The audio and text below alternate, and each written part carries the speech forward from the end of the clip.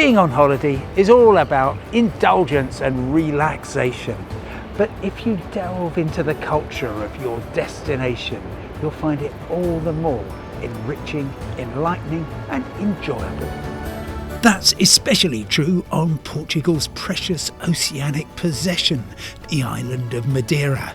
Since humans first settled here in the year 1419, they've been coming up with innovations that improve the island for locals and visitors alike.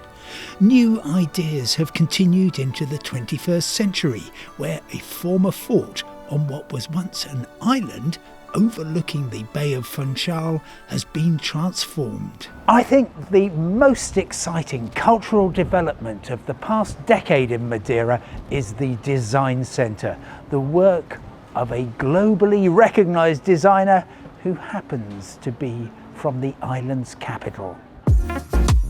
Nini Andrade Silva won the worldwide competition to transform the centuries-old fort into a place of meeting and sharing, a laboratory of ideas. It has a permanent exhibition, part of her private collection, with works that are strong, almost organic, and which guide the eye to appreciate every curve and contour.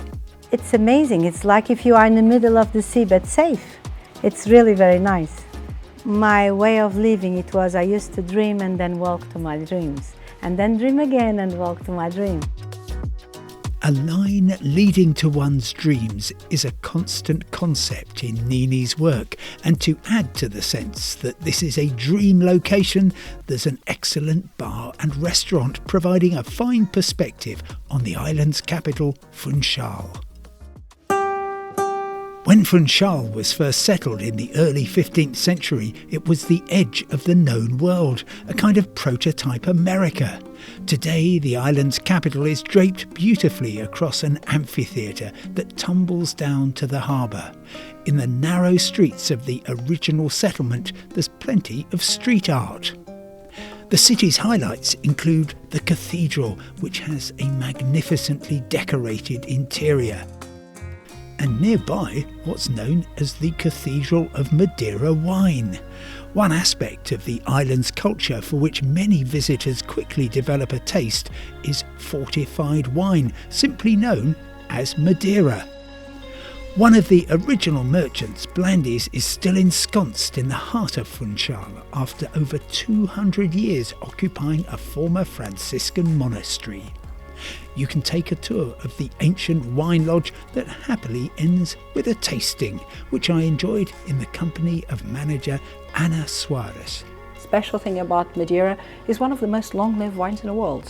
Talking about history, Shakespeare already talked about Madeira as well, but it really goes back since that time. Every sip you put in your mouth, you just want to have another one, and it's explosion of flavors, really.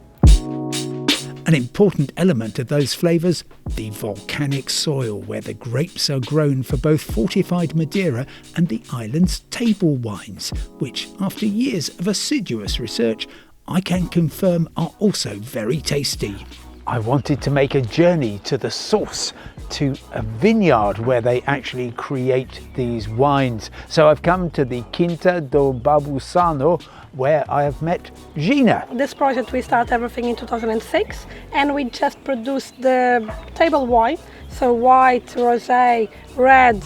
Our production is a bit bigger in the white wine, so we have the Verdelho variety, and we have as well the Arnsberger, that is a clone of the Riesling. So it's dry wines, but very fruity and with a very good acidity because of this volcanic soil and because of this weather that is very tropical. Over the centuries, on this very three-dimensional island, many of the hillsides have been terraced to maximise production of these delicate grapes in what must be one of the world's more scenic vineyards. Today, guests are invited to wander through the vineyard with another tradition to follow when you've worked up an appetite. So here you have the traditional espetada. In here we serve in a laurel stick. This is bliss. Thank you. Thank you very much. Enjoy it. And I did. My next stop, a hilltop village with a remarkable history. Mont has long been a leafy and breezy retreat for islanders and visitors, many of whom come here for the horticulture on display in a veritable Eden. Gardens flourish in the grounds of the Mont Palace, originally the home of the British consul Charles Murray and later the Mont Palace Hotel. Today is full of colour and sculpture. Some of the trees in the Monte Palace Tropical Garden go back 2,000 years, but it's actually only since 1987 that the public has been able to visit. Before that, it was a private estate. Now you can appreciate how close you are to the equator, just 32 degrees away, surrounded by lush and lovely vegetation. It's a garden where you can find trees and plants from all over the world, Africa, Australia. We also have in here our trees typical of the laurel forest, which is a forest that it is protected by the National Park and also by the UNESCO since 1999. It's amazing. One more high-altitude highlight, taking the 68 steps to the 18th century Church of Our Lady. This Baroque masterpiece is also the final resting place for one of Europe's most noble families. The Habsburg dynasty, once the most powerful house in Europe, came to an end here in Madeira. The last emperor of Austria, Charles, who was also king of Hungary, was exiled to the island at the end of the First World War. Sadly, he died shortly afterwards, but his tomb is still revered and he has been held to have performed miracles. He's now known as the Blessed Charles.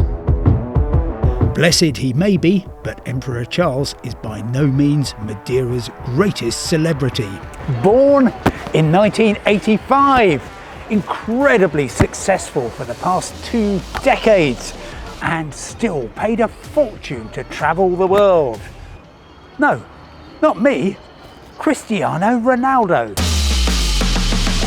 Yes, perhaps the greatest football player of all time is a Madeiran, and however many glittering prizes the celebrated number 7 has won for clubs, including Manchester United, Real Madrid and Juventus, as well as the Portuguese national team, Ronaldo has never forgotten his roots. If you're into football, you will be in heaven here. You'll even find out how to take a free kick like Cristiano. But even if you're not a great football fan, I think you will still love it because it tells you about one man's incredible success story and what it means for the island.